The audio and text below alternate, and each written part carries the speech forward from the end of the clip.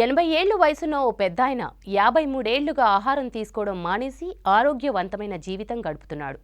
నిజామాబాద్ జిల్లా జక్రాన్పల్లి మండలం కొలిప్యాక గ్రామానికి చెందిన గంగారం అజీర్తి సమస్యతో 1971లో అన్నం తినడం మానేశారు. అప్పటి నుంచి కేవలం పాలు, పండ్లు తీసుకుంటున్నారు. ఉపాధ్యాయునిగా పనిచేసిన గంగారం చాలా ఏళ్లుగా ఆధ్యాత్మిక జీవనం గడుపుతున్నారు. సాత్విక ఆహారం తీసుకోవాలని, బయట ఆహారానికి అలవాటు పడవద్దని సూచిస్తున్నారు. ఇక గంగారం జీవన విధానంపై మరిన్ని డీటెయిల్స్ రజనీకాంత్ అందిస్తారు.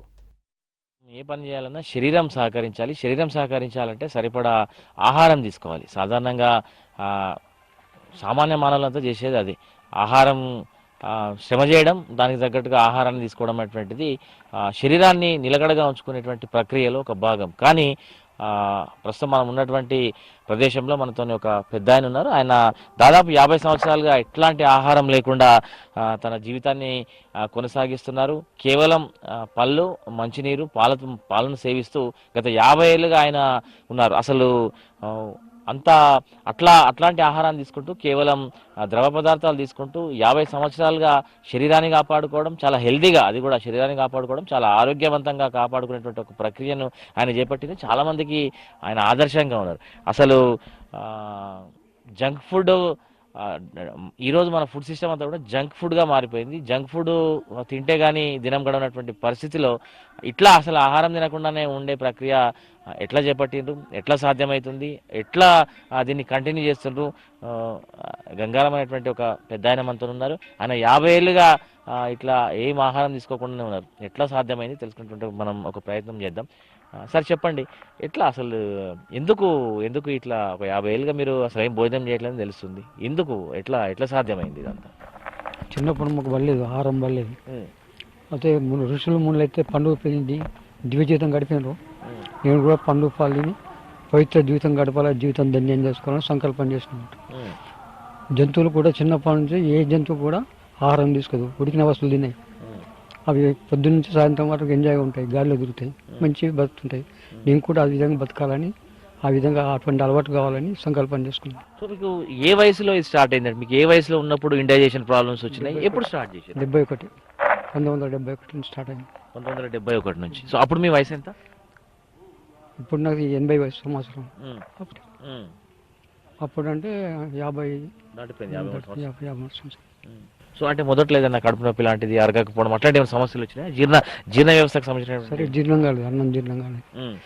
అన్నం అంటే 30 కిలోమీటర్ సైకిల్ దొక్కితే అప్పుడు కొద్దిగా జీర్ణం అవుతుంది. టీచర్గా ఉండి నేను అంత పని చేయాలని కష్టం అవుతాయని కేవలం పనులు తింటే సులభంగా అరుగుతాయి, సాత్వికారం, మంచి బుద్ధి పుడుతుంది, మంచి జ్ఞానం కలుగుతుంది, ధ్యానం కలుగుతుంది అని ఆలోచన వచ్చింది. మా టీచర్లు కూడా చాలా మంచి టీచర్లు దొరికినప్పుడు మంచి జ్ఞానం చెప్పినారు, మంచి ధ్యానం చెప్పినారు.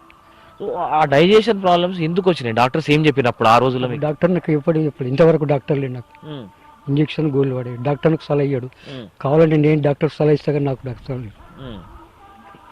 మన నిర్ణయం మీరు స్వతహాగానే తీసుకున్నారు? స్వతహాగా తీసుకున్నాను. మంచి గాలి, మంచి ఆహారం, దాంతో ఆరోగ్యం బాగుంటుంది. మన చేతుల్లో మన ఆరోగ్యం. సో 50 ఏళ్ళుగా మీ ఆహారం ఏంటిది? పల్లి పలుకులు ఉండే 30 సంవత్సరాలు పల్లి పలుకులు తిన్నాం. తర్వాత 30 ఏళ్ళ నుంచి మళ్ళీ పండ్లు స్టార్ట్ చేసినాం. 20 ఏళ్ళ నుంచి పండ్లు తింటున్నాం, అరటి, సేపులు, ఏదైనా సీజనబుల్ పండ్లు. సో మీరు శరీరం లోపలికి ఇచ్చేటువంటి పదార్థాలు, ద్రవ పదార్థాలు కావచ్చు, ఫ్రూట్స్ కావచ్చు, ఏమేమి తీసుకుంటారు? ద్రవ పదార్థాలు నీరు, ఎప్పుడైనా తాగితే పాలు, మజ్జిగ, పెరుగు.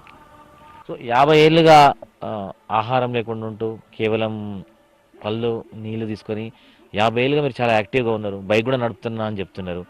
దీంతోపాటు కొంత ఆధ్యాత్మిక చింతన కూడా చేస్తున్నారు. ఏం చెప్తారు సార్ ఇప్పుడు ఈ సమాజానికి? ఏం చెప్తారు? పిల్లలకి ఏం చెప్తారు? యూత్కి ఏం చెప్తారు? సమాజానికి ఏం చెప్పదలుచుకున్నారు? లాస్ట్ ఫైనల్ చెప్తున్నారు, మానవ జీవనం ధన్యం చేసుకోవాలని. సో మాలాంటి వాళ్ళకైతే 50 ఏళ్ళుగా మీరు ఇట్లా ఆహారం తీసుకోకుండా చాలా గొప్పగా అనిపిస్తుంది సార్. మీకు ఎట్లా అనిపిస్తుంది? 50 ఏళ్ళుగా మీరు ఏం తినకుండా ఉన్నారు, అసలు అన్నం అంటే తెలియదు అంటే మీరు మీకు ఎట్లా అనిపిస్తుంటుంది సార్? ఏమనిపిస్తుంది? ప్రయత్నం చేస్తే ప్రతి ఒక్కరికి సాధ్యమే. ఇప్పుడు ఈ జంతువులకు ఎవరు చెప్పింది వాళ్ళకు? అంత ప్రతి 80 జీవరాశులు ఎన్నో జంతువులు ఉన్నాయి, ఒక్క జంతువు ఇంతవరకు అనారోగ్యం లేదు. మరి మానవుడు ఎందుకు వాడికి జానడు బొత్తు ఉంటుంది, వాడికి మంత అయినా కానీ వాడికి ఏం ఆరోగ్యం లేదు. అంటే ఎటువంటి వస్తువులు తినేవి, మంచి గాలి తీసుకుంటాయి, మంచి ఆహారం, ఇవి ధ్యాన గింజలు తీసుకుంటాయి, మంచి ఆహారం తీసుకుంటాయి కాబట్టి మంచిగా ఉంటాయి, యాక్టివ్ ఉంటాయి. అంతే మనం కూడా అటువంటి అలవాట్లు తీసుకుంటే మనం కూడా యాక్టివ్ ఉంటాం, ఎటువంటి అనారోగ్యం పాల్గొం. మన చేతిలో మన ఆరోగ్యం సంపాదించుకుంటే మంచి అలవాటు చేసుకుంటే మంచిగా బతకమని ఆలోచన ఉంటాయి. 27-28 సంవత్సరాల వయసులో యుక్త వయసులో ఆహారాన్ని మానేసినటువంటి గంగారాం గత 50 ఏళ్ళుగా అంటే 1971 సంవత్సరం నుంచి ఇప్పటి వరకు ఒక్కరోజు కూడా ఆహారం తీసుకోకుండా ఒక్క పూట కూడా ఆహారం తీసుకోకుండా చాలా యాక్టివ్గా చాలా ఉత్సాహంగా శరీరాన్ని నిలుపుకున్నారు. ఇది ఆహారం లేకుండా ఉండకపోవడం అనేటువంటిది పెద్ద సమస్యే కాదు, కానీ మనోసంకల్పం చాలా గట్టిగా ఉండాలనేటువంటి విషయాన్ని గంగారాం గారు చెప్తున్నారు. జంక్ ఫుడ్కు సాత్విక ఆహారానికి చాలా డిఫరెన్స్ ఉందని, ఈ రెండింటికి అలవాటు పడ్డటువంటి మనుషులు ఇట్లా ఆ శరీరాన్ని నిలకడగా ఉంచుకునేందుకు రకరకాల ప్రయత్నాలు చేయొచ్చు. మనోసంకల్పం గట్టిగా ఉంటే ఇట్లా ఎవరైనా తానే కాదు అందరు కూడా ఇట్లా ఉండే ప్రయత్నం చేయొచ్చు. గంగారాం గారి జీవితం అయితే నేటి యువతకు ఆదర్శంగా ఉందనేటువంటి విషయం మనం చెప్పక తప్పదు. కెమెరా పర్సన్ రాజేష్తో రజనీకాంత్, V6 న్యూస్, నిజామాబాద్ జిల్లా నుంచి.